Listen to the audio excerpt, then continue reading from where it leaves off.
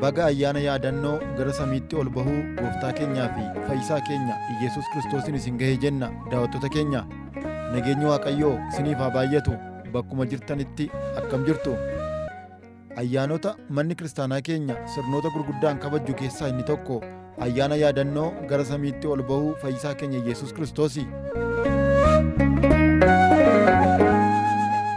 Gooftaan keenyaa fi fayyisaan keenya Iyesuus Kiristoos aangoo waaqummaa isaan erga du'a moo'ee ka'ee booda hanga gara samiitti ol bahutti maal hojjechaa ture? Ergamaa Wangeelaa Lubni Girmaa Imaanaan bulchaa mana kiristaanaa Tulluu Galiilaa Amaanu'eelii Hoolotaati. Lubni Girmaa Imaanaan waan nutti himan qabu. Walumaa gala gooftaan keenya fayyisaan keenya Iyesuus Kiristoos du'aa ka'umsa isaa booda addunyaa kanarra kan itti ture guyyoota 40 halkanoota 40dha. Turtii isaa kana keessatti kan inni hojjechaa ture seera kitaabolee duraan barreeffaman keessatti isa ta'u kan kakuu haaraa keessatti barreeffaman keessumaa hojii duukaa bootaa boqonnaa tokko lakkoofsa 3 akkasuma lakkoofsa 4 gaafa dubbisnu gooftaan keenya fayyisaan keenya Iyesuus Kiristoos maal hojjetaa akka ture achirratti galmaa'ee jira. Du'aa ka'umsa isaa sana booda yeroo garaagaraa haala garaagaraa bakkaa fi yeroo garaagaraatti duukaa boota isaatti mul'achaa ture. Guyyoota 40ffaaf itti mul'achaa ture haala garaagaraatiin jechaadha. Bakka garaagaraatti namoota du'aa ka'umsa isaa mormaniif illee ragaa baasaa ture. Isa jalqabaa itti mul'achaa ture. Kanaaf hojii tokko lakkoofsa 3-4 yoo ilaalle gaadha. Maariyaam fa'aaf iddoo awwaalaatti itti mul'ate. Duukaa boota isaa kanneen biroodhaaf mana cufaa keessatti itti mul'ate nagaan isiniif haa ta'u ittiin jechaa ture. Kanneen kan biroo Wangeela Yohaannis boqonnaa 21 lakkoofsa jalqabaatti kaasnee haga 14tti yoo dubbisne kun mul'ina yookaan argamuu isaa isa sadaffaadha jedhee gaafa ibsu isaaniin immoo galaana Xibraadoos biratti Phexros faatti yeroo sadaffaadhaaf mul'ate. Wangeela Luqaas boqonnaa 24 gaafa dhannee bannee ilaallu Luqaas faa Qalauphaa Niqoodimoos jedhamu saanfaana kan inni itti mul'ate daandii Imaawusiirra gara Imaawusitti otoo deemaa jiranii daandiitti itti mul'ate yeroo garaagaraa itti mul'ate. Isa kana ragaadha kun. Kana ragaa maalitti gaafa jennu hojii duukaa bootaa boqonnaa 23 lakkoofsa 8 irratti warri Fariisotaa du'aa ka'umsa hin amanan.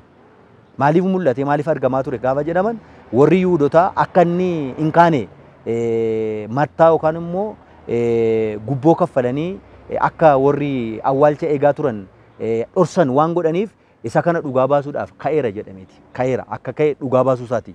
Keessumaa Wangeela Maatoos 26 lakkoofsa 66 gaafa dhannee bannee ilaallu gaafa qidaamee shi'urii yookiin immoo qidaamee isee sanbata isee molqamte sana gaafa sana ganamaan naqanii awwaalcha isaa booda iddoo awwaalcha isaa sana chaappaadhaan chaappessanii yookaan immoo katabaniiti dhagaadhaan awwaalanii hin kaane akka hin kaanettis godhanii gaafa inni kana ka'u booda immoo dhugaa kana dhoksuu waan jiruuf guyyoota 40 kana keessaa warri du'aa ka'umsatti hin amanne ija isaaniitiin arganii akka isaan amananiif warra hin amanne warra akka Fariisotaa warra morman warra akka Yihuudotaa qofa otoo hin taane duukaa bootuma gooftaa keenya keessaa fakkeenyaaf Toomaas hin amanne ture. Hin amanne ture. Kanaaf yeroo lammaffaadhaaf gaafa mul'ate mana cufaa keessatti Toomaasii waamee du'aa ka'umsa koo kottamanii anaadha. Isa dhalate samiirraa kan gadi bu'e anaadha kan dhalate kan cuuphame kan du'e du'a moo'ee kan ka'e anaadha kottuu cinaacha koo ilaali harkaaf miillota koo waraanaman ilaali jedhee aga kanatti dhugaa ba'aa ture. Tokkoffaa dhuga ba'umsa kanarra ture raggaasisaa ture jechaadha. Inni xumuraa gooftaan keenya fayyisaan keenya Iyesuus Kiristoos haga du'uu isaatti kan inni hojjechaa ture wangeela tajaajilaa ture. Wangeela hojii wangeelaatu hojjechaa ture. Lallabaas ture tajaajilaas ture. Kan barreeffame haga gooftaa keenyaattis wangeelaadha. Du'aa ka'umsa isaa booda garuu kitaabolee waadaa barsiisaa ture. Sirna barsiisaa ture. Keessumaa kana barreesseera sirriitti. Luqaas hojii duukaa bootaa boqonnaa 1 lakkoofsa 3-4 irratti barreesseera. Waadaa barsiisaa ture isaaniin duukaa boota kana guyyaa 40 halkan 40 seera waadaa barsiisaa ture. Kitaaboleen kakuu haaraa kutaa 6tti qoqqoodamu. Warri jalqabaa misiraachoo yookiin wangeelota jedhamu. Warri lammaffaa kitaabolee seenaa jedhamu. Warri sadaffaa immoo kitaabolee seeraa yookaan sirraa jedhamu. Kitaabolee sirnaa sana keessaa kitaabolee waadaa kun isaan tokkodha. Kanaaf kitaabolee waadaa kan jedhaman kun kutaa lamatti qoodamu. kitaaba waadaa tokkoffaaf kitaaba waadaa lammaffaa jedhamu isaan kana barsiisaa ture gooftaan keenya duuka bu'oota isaa kana.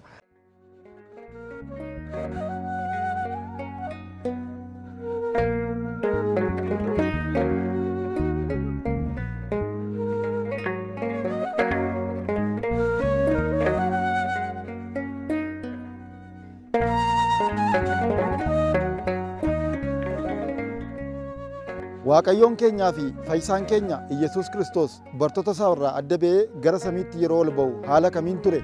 Shakkitoota Iyyasuus Kiristoos araarsaadha jedhaniif aangoo isaatiin gara samiitti ol ba'uun fayyisaa keenya Iyyasuus Kiristoos kun waaqummaa isaa akkamiin ibsa?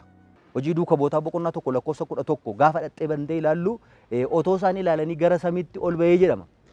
Deebi'ees akkasumatti dhufaa jedhame. Ergamoonni namoota Galiilaa duuka bu'oota kanaaf akka ibsan foonuma sanaan dhufa waaqummaama sanaan dhufa. Kanaaf tawaayidoodhaan ol ba'ee tawaayidoodhaan ol dhufa malee shakkitootaaf gonkumaa yaadi isaanii kun sirrii miti. Kun barumsa waaqummaa keessatti sirrii miti. Keessumaa akka barsiisa mana amantaa keenyaatti jijjiirama malee, inbala ulaaxee, inbala miixate, deebi'uu malee, kan biraan inbala tusaa'ee osoo walitti hin makamin foon waaqummaatti otoo hin makamin, waaqummaan foonitti otoo hin makamin tawaayidoodhaan ture, inbalatti dimerte yaala maddamar otoo walitti hin dabalamin tawaayidoodhaan ture, tawaayidoodhaan lubee, tawaayidoodhaan dhufa jechoota kana shanaffaa gaafa ilaallu inbala filxate gargar ba'iinsa malee fooniif waaqummaan otoo gargar hin bahin tawaayidoodhaan ture. Isaan kun ragaa waaqummaati. Akkamatti tura bara baraan kun foonummaan kun akkasitti tura. Kanaaf shakkitootni kan isaan jedhan yaa'u waaqummaa Kiristoositti waan hin ilaalle isa kana akkoo Phexroosiin gaafatee ture. Wangeela Maatewos boqonnaa 16 lakkoofsa 13 irraa kaasnee kun deebii gaadha. Mandara Qisaariyaatti duuka bu'oota isaa geessee namoonni ilma namaatiin waan jedhu anaan maal jedhu jedhee gaaffii gaafatee ture. Namoonni baay'een ati raajota keessaa tokko, ati Eliyaasii, ati Ermiyaasii wayi raajota keessaa tokko jennaan ati immoo maal naan jettaa jennaan anta wiituu masiihul Egzaabeer. Ati masicha ilma Waaqayyoo jechuun Waaqayyoo jechuudha. Jalqaba raajii Isaayyaas boqonnaa 48 lakkoofsa 16 irratti maal jedha seete ጌታ እግዚአብሔርና መንፈሱ ልኮኛል waaqayyo gooftaatiif hafuurri isaa na erganiiru jedha. Jalqaba waaqayyo biraa dhufe jechaadha. Ol deebi'ee immoo waaqayyoodhaan innis waaqayyoodha. Waaqayyoorraa dhalate, abbaarraa dhalate, hafuurri qulqulluun abbaarraa ba'ee dhufe innis waaqayyoodha jechaadha. Akkuma wangeela qulqulluurraa dubbisnutti Addaamirraa dhaloota torbaffaa kan ture Heenookii fi raajni Eeliyaasis gara samiitti ol ba'aniiru. Garaagarummaan gara samiitti ol ba'uu qulqulloota kanaa fi fayyisaa keenya Yesuus Kiristoos gidduu jiru hoo maali? Akkuma kitaaba qulqulluu irratti barreeffamee jiru mee gara du'aa ka'umsa isaatii gaafa kaanu namoonni ol ba'anis jiru, namoonni du'aa kanis jiru. Fakkeenyaaf du'aa ka'umsa gooftaa keenyaaf du'aa ka'umsa Alaazer keessumaa du'aa ka'umsa gooftaa keenyaa booda gaafa roobii gaafa guyyaa arfaffaa kan barsiifamu dilbata, wiixata, kibxata, roobii irratti kan barsiifamu du'aa ka'umsa booda Alaazertu barsiifamu. Guyyaan kun guyyaa Alaazer jedhama.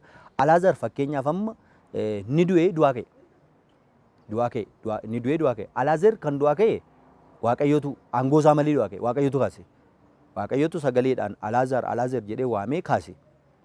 Alaazer deebi'ee ni du'e. Ammas immoo foonsaaf lubbuunsaa iddoo garaa garaa haa jiraatan iyyuu Alaazer deebi'ee du'e.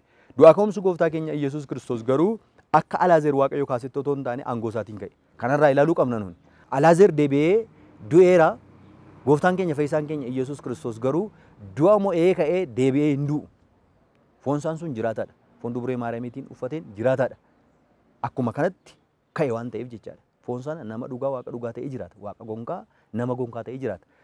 Fakkeenyaaf waa'ee ol ba'uuttis gaafa dhufnu Eeliyaasis ol ba'eera, Heenookis ol ba'eera, dubree Maariyaamiis ol baateetti uumaan isaanii waaqni isaanii Kiristoosis ol ba'eera jechuun waliin fakkaatu ol ba'an garuu. Isaan humna nama biraatiin ol ba'an namoonni qulqulloonni sun humna nama biraatiin ol ba'an. Humna gooftaa keenya fayyisaa keenya Iyyasuus Kiristoos waaqa abbaa ilma hafuura qulqulluutiin ol ba'an gargaarsa isaatiin ol ba'an. Kuni kennaadha isaaniif. Foon isaanii lubbuu isaanii waaqayyo waan jaallateef ol fudhate. Inni garuu aangoo isaatiin ol ba'e. Gaafa ol ba'e sana foon dubree Maariyaamii irraa sila akka kaasne duraan iyyayyuutu wada samaa'ii arrage. Otoo isaan ilaalanii gara samiitti ol ba'e jedhanii namoota Galiilaa maaliif ajajanii ilaaluu turanii jedha. Duuka bu'oonni gooftaa keenyaa wangeela Luqaas boqonnaa 24 lakkoofsa 49 irraa kaasnee gaafa ilaallu akka isaan Yerusaalem keessa turan akka isaan achi hin baane abdii abbaa hafuurri qulqulluun jajjabeessaan akka dhufu erga isaanitti himeen booda Biitaaniyaatti isaanitti himeeti otoo isaan ilaalanii gara samiitti ol ba'ee jedha. Otoo isaan ilaalanii gara samiitti ol ba'ee jedha. Gara samiitti gaafa ol ba'uu isaa kanaan raajiitu ture. Fakkeenyaaf amma namatu ol ba'e otoo ta'e akka namoota toora namoota sanaa kaasna. Waaqummaa isaatu shakkamee jechaadha. Kun barsiisa warra ormaati, warra shakkitoota, warra Aariyoos fa'a. Isuma lafarratti Aariyoos ilmi uumamaadha jedhee sanaadha. Uumamatu dhalate taanaan, uumamaa ture taanaan, nama qofa ture taanaan, waaqummaa of keessaa hin qabu taanaan akka Eliyaas fa'a sana miti garuu waa'ee ol ba'uu Kiristoos qulqullaan Daawit arge Egzaabeer beebbaabe wajjine baqaalaga kan ol ba'e Waaqayyoodha jedha Daawit. Raajii keessatti duraan raajii isaatiin faaruu isaatiin otoo Kiristoos hin dhalatin jaarraa shanaffaa keessa yookiin immoo waggaa 500 dura Kiristoos dhalachuu isaa dura raajiin kun raajameera. Kun raajii sanatu raawwate. Waaqaa jedha arge Egzaabeer jedha Waaqayyotu ol ba'e jedha. Kunu ragaa guddaa tokkodha. Kan ol ba'e Waaqayyoodha. Kan ol ba'e Waaqayyoodha. Namoota sana wajjin ol ba'uun isaa waliin ilaalu. Isaan humna isaaniitiin ol hin baane inni humna isaatiin aangoo isaatiin ol ba'ee raajiitu ture. Gaafa ol ba'us humni harkisu tokko gara olii jiraatee otoo hin taane aangoo isaatiin ol ba'e. Isaan garuu humna isaaniif iyyamee ol fudhateetu jira. Deebi'anis hin duusan.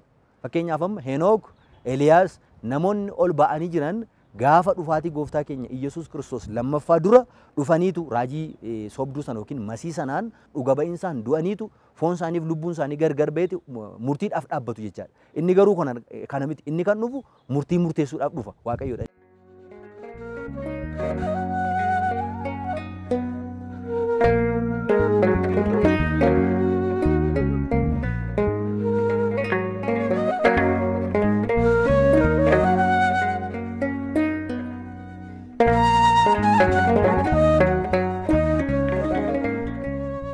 Wangeela Yohaannis boqonnaa 3 lakkoofsa 13 irratti samiirraa kan gadi bu'e malee samiitti kan ol deebi'e hin jiru caqasa jedhu qabatanii shakkitoonni tokko tokko ol ba'uu haadha keenya qulqullittii dubaroo Maariyaamiin yeroo morman ni argina.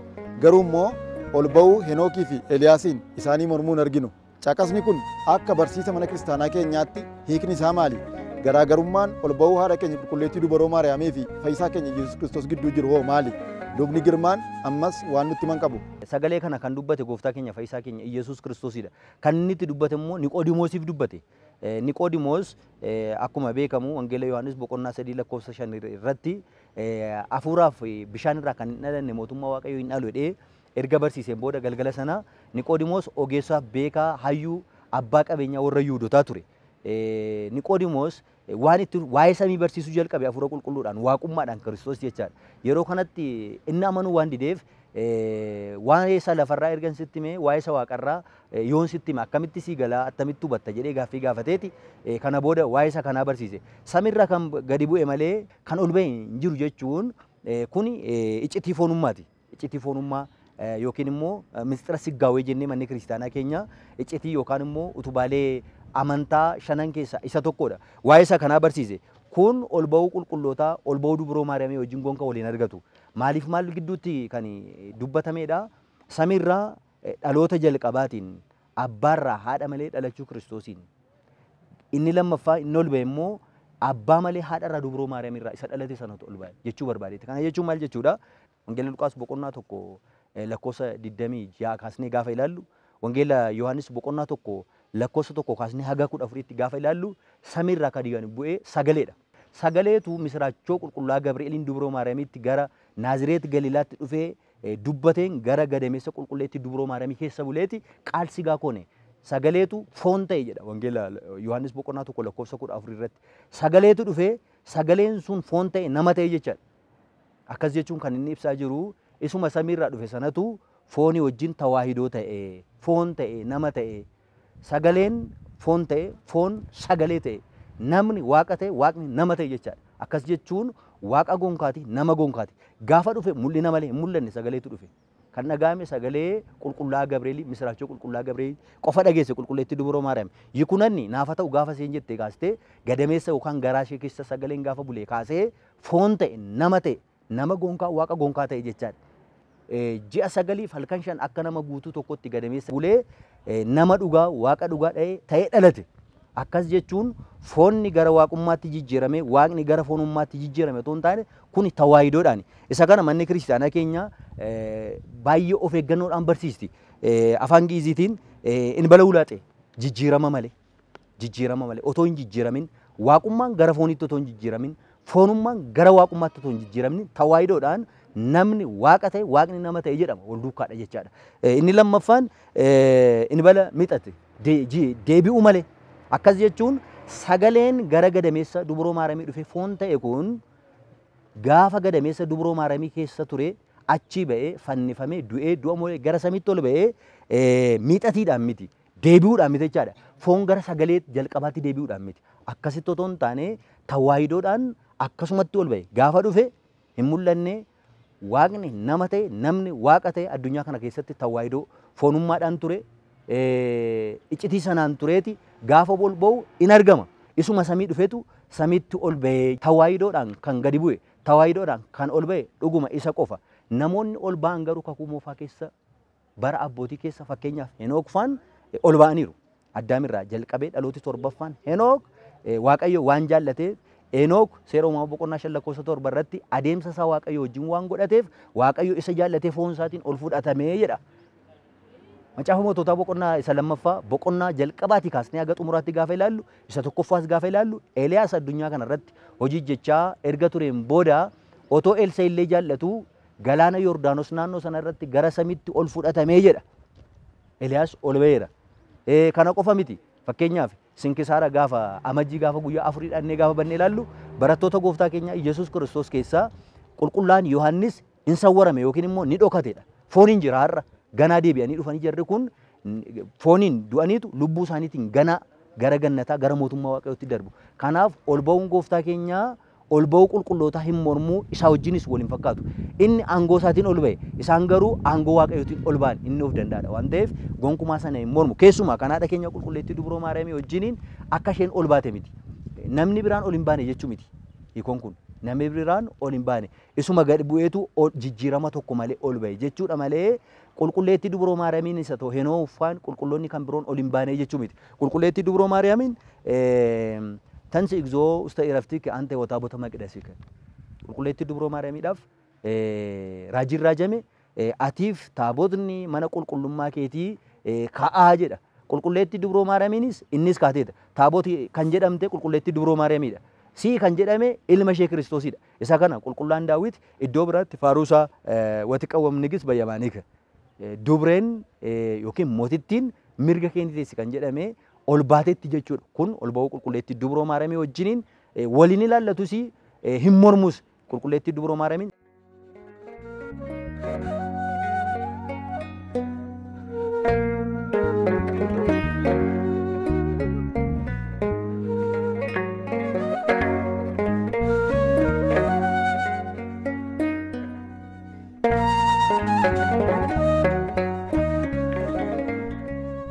ol bahuun fayyisaa keenya Yesuus Kiristoos nu warra isatti amannee fi ol bahuu isaattis amannuuf ergaa maalii qaba? Namni nama jaallatu gaafa nama biraa sokku waggaa 33 guutuu nyaachisaa ture. Biddeena 5 qurxummii 2 qofa namoota 5,000 ol nyaachisaa ture. Akka fooniitti gargaaraa ture. Alaazeer faduu akaasaa ture. Dhukkubsataa fayyisaa ture. Hafuura hamaa baasaa gaafa isaan bira waaqan mana ga'u kun abdiin isaanii isaan bira gaafa ol ba'u abdii kutatan hin sodaatinaa.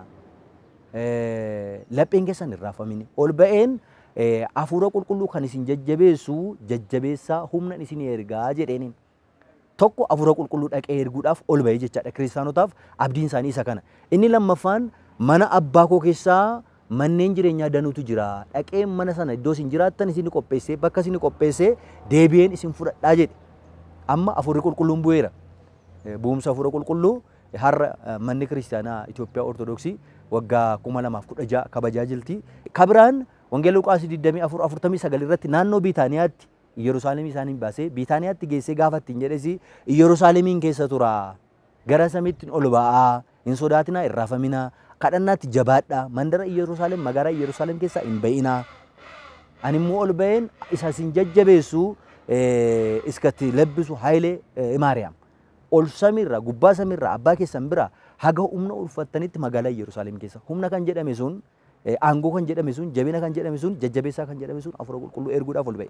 Kanaadha kiristaanotaa fi hiikoonsaas abdiin isaaniis faayidaan isaa bu'aan isaa ol ba'uun gooftaa keenyaa isa kana. Inni lammaffaan dhufee nu fudhata mana nu qopheessuu deeme jechaadha. Ergan dhufee isin fudhadhee booda anaaf abbaa koo wajjin bara baraan jiraattu jedha. Kanaaf ol ba'e kiristaanotaaf abdii guddaadha kun. Abdii guddaadha. Biyyi keenya samiirra akkuma jedhe qulqullaan Phaawulos biyya keenya samii sanarratti magaala Iyyeruusaalem misirroo kaadhimamtu sana qulqullaa Yohannis mul'ata isaaniif samiin kuniif lafti kun darbaniitu lafa haaraadhaaf samii haaraan arge kan jedhe sun gaafa inni dhufu samiin kuniif lafti kun darbaniitu lafa haaraa kan jedhamte sun gaannatumatu dhufa. Gannatiin dabarti, si'ooliin dabarti, warri si'ool keessa turan gara gaannamaatti deemu. Nuti kiristaanoti immoo warri dhalachuu isaatti, cuuphamuu isaatti, du'uu isaatti, du'a moo'ee ka'uu isaatti, ol ba'uu isaatti, dhufaatii isaatti warri amannu kun immoo gara Iyyeruusaalemiin nan abdiin keenya achi mana sana nu qopheessu dhaqee jechaadha. Kanaaf kiristaanotaaf bu'aan isaa isa kanadha.